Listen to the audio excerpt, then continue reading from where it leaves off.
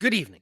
Our top story tonight, the Los Angeles Chargers have moved on from head coach Brandon Staley, and they have also moved on from general manager Tom Telesco. Tom Telesco being there since 2013, three different coaches hired by Tom Telesco, and really responsible for an underachieving roster year after year after year. Brandon Staley had many issues of his own. Tom Telesco absolutely deserves more of the blame here. So the Chargers have moved on from their head coach, from their general manager, and it's starting to look like there may be a certain coach traded to Los Angeles. We're talking Bill Belichick, potentially the next coach of the Los Angeles Chargers. We will see. So we've got that and much, much more on Player Profiler Today.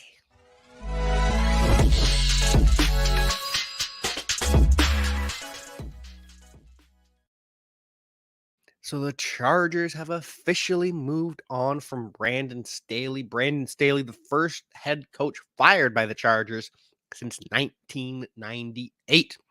Also, the third head coach fired this year. We saw Josh McDaniels get fired. We saw Frank Reich get fired. And now we see Brandon Staley is out on the streets after a 24-24 record with the Chargers, 0-1 in the playoffs. And we all remember that playoff loss, the 27-0 lead over the Jaguars and the 31-30 loss in that first round of the playoffs.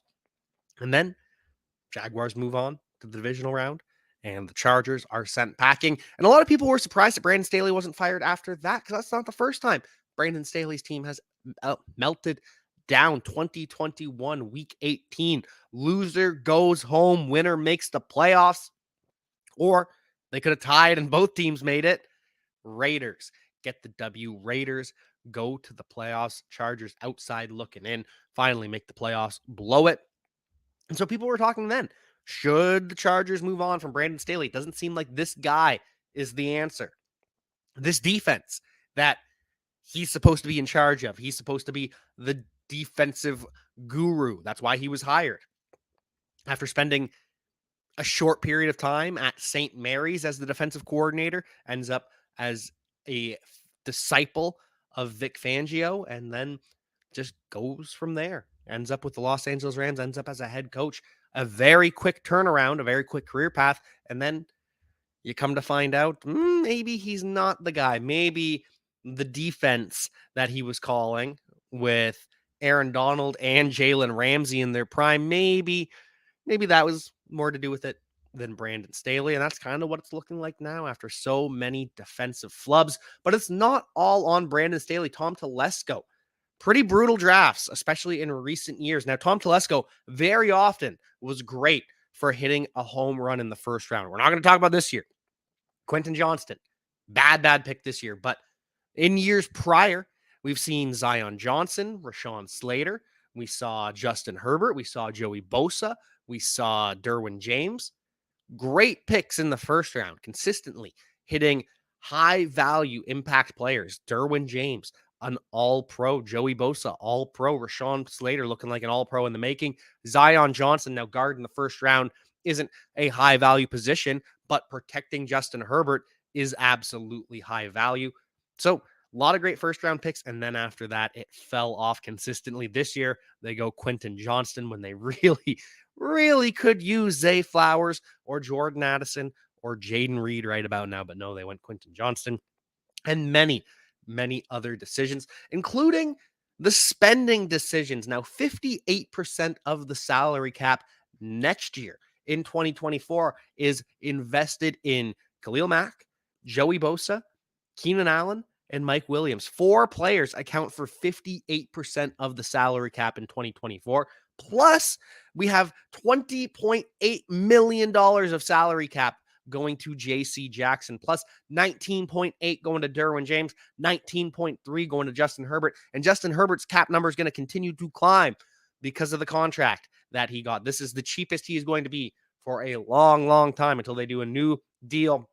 Then I'll have 1 year below this, and then it'll bloat after that. So Chargers have some issues. Now, they can save over $46 million in cap just by cutting Keenan Allen and Khalil Mack, and they're currently $40 million over the cap. So there are ways to do it, but Khalil Mack's having a career year. Keenan Allen's having a career year. They're both up there in age, but it has been a resurgence. What do you do? And that's why maybe this job isn't as attractive as once thought. I mean, you do get Justin Herbert. You do get an all-pro left tackle. You get a great left side of your offensive line.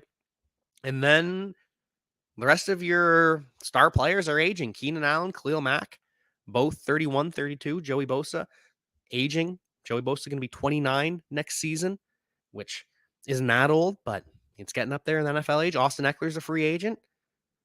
So we'll see what ends up happening with the Los Angeles Chargers and who ends up being their next coach. Now, for now, they have Mr. Gliff Smith. Gliff Smith is the new head coach of the Los Angeles Chargers. He was the outside linebackers coach, helping Khalil Mack to a career year. And they replaced GM Tom Telesco with JoJo Wooden. Wooden is a member of the staff since 2013, the director of player personnel, oversaw the pro and college scouting departments. Maybe he had some better ideas than Tom Telesco, or maybe he just was of the same mindset, and this is just a temporary solution. We will see what the Chargers do at the GM position, at the head coach position. Is the GM going to pick the head coach? That's usually how it should go. Or do you have a all-star coach that you're looking at where he's going to pick his GM, or they're a package deal like we saw with Kyle Shanahan and John Lynch with the San Francisco 49ers, where they pick each other and everyone knows? Or are they going to hire a head coach and GM all in one? Because Bill Belichick, we've been talking for months now, likely on his way out with the New England Patriots. Sounds like that was decided after the loss to the Indianapolis Colts, and they've done nothing to improve that at this point. So is Bill Belichick headed to Los Angeles? Or is he headed to the Las Vegas Raiders? Or is he headed to the Carolina Panthers? I don't know at this point, but Bill Belichick has been heavily linked to the Chargers job. He gets an all-pro caliber quarterback in Justin Herbert, gets control of the roster from top to bottom, gets to build things his way, and gets to chase that all-time winning record. Bill Belichick chasing Don Shula, wants to become the winningest head coach in NFL history. And it's going to happen if he keeps coaching, and it's going to happen if he's coaching Justin Herbert. Now, some other names linked to this Chargers job: Jim Harbaugh, who once played for the Los Angeles Chargers, or the San Diego Chargers back then. Jim Harbaugh could be leaving the University of Michigan after the scandals that have plagued him. We'll see how the college football playoffs shakes out. Ben Johnson, offensive coordinator for the Detroit Lions. He's also being linked to the Chargers job. He's held in high regard. He was thought that was the thought last year, was Ben Johnson turned down the Panthers job, or at least turned down the opportunity to interview for it when the Panthers really wanted him. And a lot of people thought he was waiting for this Chargers job, a Chargers job which Sean Payton also wanted last year. And the Chargers decided to go with Brandon Staley over Sean Payton. Not looking great in hindsight. Frank Smith, the offensive coordinator of the Miami Dolphins, he's also being talked about quite heavily. Frank Smith, wouldn't that be a great name for an NFL head coach? The most unassuming head coach name in NFL history. Well, maybe Ben Johnson up there too. And then we've got Dan Quinn also linked to the Los Angeles Chargers. So there's going to be some options for the Chargers. It's tough with the salary cap. That makes it less attractive. But an all-pro quarterback, all-pro left tackle, you can figure out the rest. So this is going to be a job that is going to be coveted. Maybe not by everyone, and maybe not by as much as we thought at one point. But people are still going to be hoping to get this Chargers job. Otherwise, we've got a word from the Podfather. DFS getting harder every year, but we're here to make it easier with the DFS Dominator, because I know a lot of optimizers keep coming out. Oh, our optimizer. What about this optimizer? But that optimizer. Well, we have a cash game optimizer that leverages the projections from Dario, Billy, the award-winning projections at PlayerProfiler.com, and builds the best lineups for cash games that have both upside and stability, because that's what you want. It's a couple clicks, boom, boom, boom. You get the best possible lineup for your cash games. But for tournaments, traditional optimizers don't work. That's why we have a Lineup Genius, which takes you through the process of building lineups the way they should be built. Which quarterbacks do you want to be overweight on? then building stacks, then setting run backs, then optimizing, and generating up to 150 lineups that you can easily import into DraftKings, into FanDuel. That's the DFS Dominator. It's only $45 a year, not a week, a year. Just go to Player Profiler, click on the DFS Dominator from the menu, and you won't be sorry. Now, I know many of you are looking for a secret weapon for your Dynasty League, and I have it. It's called the Dynasty Dominator app. You go to the App Store, go to Google Play. It's right there. It's $5 to download, and then every year it's $5 to load the next incoming class of rookies. You can add Superflex, add tight end premium. It's incredible because it allows you to look up players. It allows you to vote on whether a player is a buy, hold, or sell, and then see the market sentiment on that player. And you can compare their lifetime value rating from Player Profiler to their Dynasty ADP at the FFPC, all in the price lookup tool. And beyond that, we have a trade analyzer, so you'll never lose another Dynasty trade again. And in our settings, you can set this is a win now team, this is a rebuilding team, and then we let you compare players. Look at their metrics side by side, prospect metrics, NFL metrics. It's all there. It's $5 in the App Store. There's some add-ons for Superflex and to buy the upcoming rookie class. Every year, you're going to spend $5 on this thing, and it's going to be well worth it. We are back, and we talked about Brandon Staley, Tom Telesco being out with the Los Angeles Chargers, and unfortunately, there's a lot of players that are out this week, including Josh Jacobs. He was not there for the 63 points scored by the Las Vegas Raiders. Everyone scored a touchdown. Devontae Adams, Zamir White, Brandon Bolden, Trey Tucker had 2. I'm definitely missing someone. Michael Mayer, he's one of the guys I'm missing. Maybe there was another one. I don't know. It was so many touchdowns. Raiders balled out. Josh Jacobs, a free agent, by the way, didn't play last night. And Isiah Pacheco will not play this weekend for the Kansas City Chiefs. He had another shoulder procedure. Another shoulder surgery. Tried combining those two words. Surgery. Isiah Pacheco out this weekend, had another shoulder surgery. This one called a cleanup operation after the shoulder surgery he had in the offseason to repair his labrum. So when I hear cleanup surgery, I'm hearing removal of scar tissue, a scope type thing. Scopes are in the knee, but in the shoulder. That's kind of how I interpret it, especially when Andy Reid says that Isiah Pacheco is expected to return next week. Now, I don't know about that. I'm not a doctor. I'm not a physiotherapist. When I hear surgery, even if it is a cleanup surgery, I'm thinking it's probably more than 2 missed games because we don't know when he had the surgery, whether it was last week, this week. Either way, don't know when it happened. Isiah Pacheco, gonna miss this week, and I'm not going to be surprised if he misses next week as well, even if the Chiefs are saying he's going to play. So another week of CEH and Jerick McKinnon splitting the workload, but that's okay. Jerick McKinnon is the one you want. He's the one that had the touchdown, the one that gets the targets. Jerick McKinnon, the RB you want. CEH, I don't care about. Donovan Smith also didn't practice all of this week. Not expected to play. Wanye Morris expected to start for Donovan Smith, who has actually played a little bit better than Donovan Smith in his limited sample in his rookie season. So that could be exciting going forward. If the Chiefs get a starting caliber left tackle on a cheap rookie deal, that's going to help a lot with Patrick Mahomes and his development.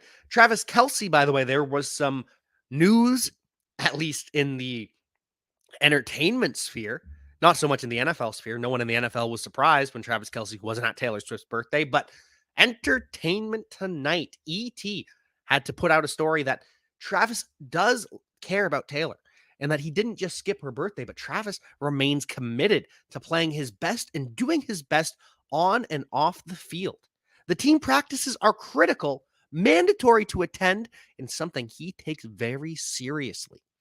It has been so fun watching ET, Entertainment Tonight, and all of these other celebrity media type outlets learn what the NFL actually is. Yes, he does have to be at practice. No, he cannot just take a day off of work for a birthday party. Unfortunately, that's not how the NFL works. It's not like Hollywood, where it's different when you're shooting a movie. A lot of time you can't skip your day of work there either, but whatever. Travis Kelce in the news once again. Looks like we're going to be without CJ Stroud. He's officially listed as doubtful, but I don't understand that because CJ Stroud didn't practice today. He hasn't practiced all week. And my understanding of the return to play protocol for the NFL is you need a limited session and then you need a full session before you are able to play. So my understanding is that limited session is 1 day. So CJ Stroud would have to get a limited practice in tomorrow, and then he'd need a full practice in on Sunday. I do not believe that you can have a full practice the same day as game day. Stroud not expected to play. I don't understand how they get away with listing him as doubtful because I don't think that's how that works. But hey, I could be wrong. What do I know? I'm not a doctor. I'm not the NFL. Don't expect to see CJ Stroud. Not sure which quarterback we're actually going to see now. We do expect Davis Mills to be the starting quarterback, but the quarterbacks this week, Davis Mills and Case Keenum, veteran quarterback who started for the Houston Texans for a period of time, also being with the Buffalo Bills, the Minnesota Vikings, definitely forgetting some other teams that Case Keenum has been with the Browns at one point. Case Keenum split reps with Davis Mills. We do expect Mills to start, but still haven't announced who their starter will be. Also, don't expect to see Nico Collins this week. Nico Collins doesn't practice all week long. He's listed as questionable, but didn't practice with a calf injury. Yeah, I don't think Nico Collins is going to play. So there are chances. We do see sometimes that players are able to not practice throughout the week and still play. That's more of an ankle where it's about pain tolerance. At least that's what we see typically.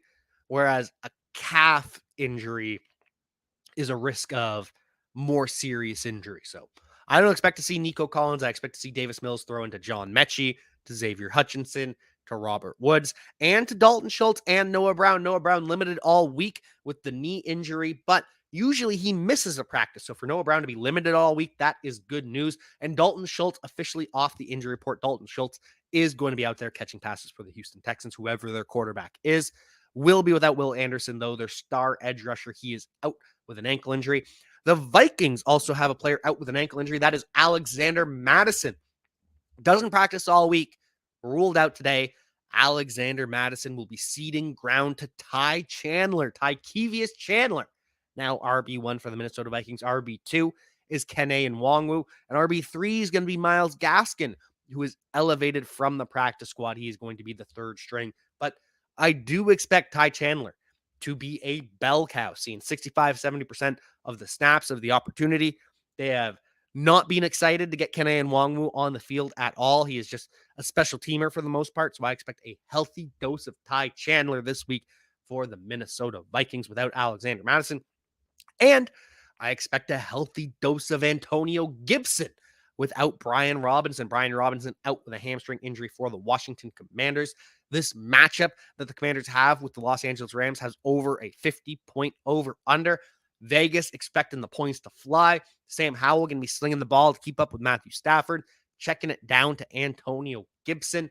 Now, when you look at the raw touches, we see 7 carries for Gibson, 7 for Chris Rodriguez, but half of those carries for Chris Rodriguez came in the final 2 minutes of a 45-10 game. So not too worried about it. This is Antonio Gibson's backfield, and he is a guy that I trust in fantasy football this week. Don't trust Christian Watson. He is doubtful, didn't practice this week with a hamstring injury. Like I said, you don't practice all week. I don't expect to see you play, especially with a muscle injury like a hamstring. Chris Olave, he didn't practice all week with an ankle injury. I don't expect Chris Olave to play either, but there's more of a chance of him playing than Christian Watson. As for the Packers, Aaron Jones, questionable with a knee injury. He was limited all week, which is a good sign, but Aaron Jones we've seen has been limited for a while now and hasn't made his return. So we'll see if Aaron Jones returns for the Green Bay Packers. More incentive to bring him back this week because A.J. Dillon broke his thumb, and I thought A.J. Dillon was going to be officially ruled out. Didn't practice Wednesday, didn't practice Thursday. No surprise by that.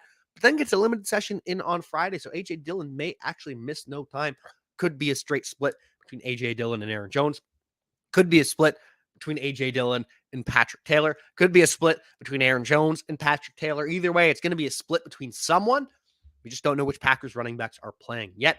We know the Patriots are going to be without Ramondre Stevenson. He's got the high ankle sprain. He's out.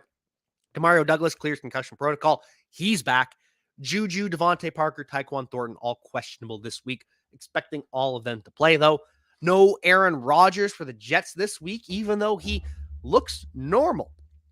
According to head coach Robert Saleh, Aaron Rodgers looking normal. Insane. It is crazy how far he has come, but Aaron Rodgers now pushing for work under center and bootlegs. I really think we are going to see Aaron Rodgers. I've come full circle. I didn't think Aaron Rodgers was going to return. I thought he was going to use the excuse that the Jets are out of the playoffs. But based on how positive all the news has been, I'm starting to think that Aaron Rodgers is just going to come back and doesn't care. Just going to do it just to do it. Just to make history, set history, make a precedent. I really think we might see Aaron Rodgers, and I cannot believe I believe it at this point. Zach Wilson battling a knee injury right now, by the way. He practiced in full all week. He's going to start, but dealing with a knee injury. He's getting treatment after practice. Breece Hall off the injury report with an ankle injury. Elijah Mitchell going to miss this game for the San Francisco 49ers. And finally, Hayden Hurst going to miss this game and the rest of the season. He has been placed on injured reserve. He is dealing with post-traumatic amnesia after a concussion that he suffered. Hayden Hurst done for the year. We wish Hayden Hurst a speedy recovery. Hope he gets well soon.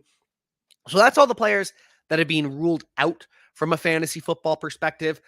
But there's still more bad news, unfortunately. I am sorry. I apologize. But the Dolphins, probably going to be without Tyreek Hill. He did not practice all week. He's got a high ankle sprain. At least that's what we think he has. It still hasn't been confirmed, hasn't been announced. Didn't practice all week. Don't expect Tyreek Hill to play, but Tyreek Hill is a warrior. If anyone's going to power through it, it is him, but I just don't expect it to happen. Devon Achane did return to practice on Friday, didn't practice Wednesday, didn't practice Thursday. He's got turf toe, gets a limited session in. I still don't expect to see Devon Achane this week. I think they're going to be careful with him. Take it easy. Raheem Mostert off the injury report like he is every week.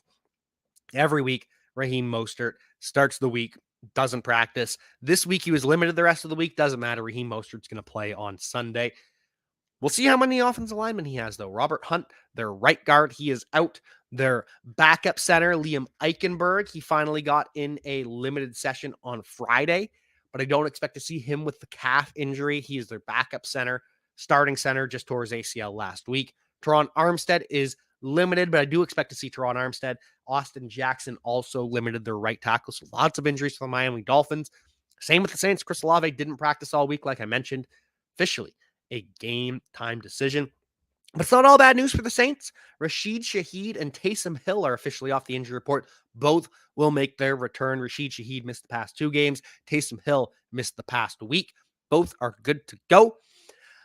Lots of ankle injuries, especially at the wide receiver position. DJ Moore is officially questionable, but he did get a full practice in on Friday. I do expect to see DJ Moore. So out of all those wide receiver ankle injuries, expect to see DJ Moore. Don't expect to see Tyreek Hill. Don't expect to see Chris Olave. And Jamar Chase has already said he's playing, so I do expect to see Jamar Chase. Bucks have a game time decision in Chris Godwin. Don't know if he's going to play with a knee injury. Sounds like it is a true game time decision. Tampa Bay Buccaneers, by the way, cut Keyshawn Vaughn, the former third-round pick in 2020. Was going to be a free agent in the offseason anyways, had been passed on the depth chart by a bunch of guys. Chase Edmonds, Sean Tucker, maybe someone else at this point after they've cut him. I know Patrick Laird was with them in the preseason. Don't know if he's still on the practice squad. Either way, Keyshawn Vaughn is gone. He is subject to waivers. We will see who claims him.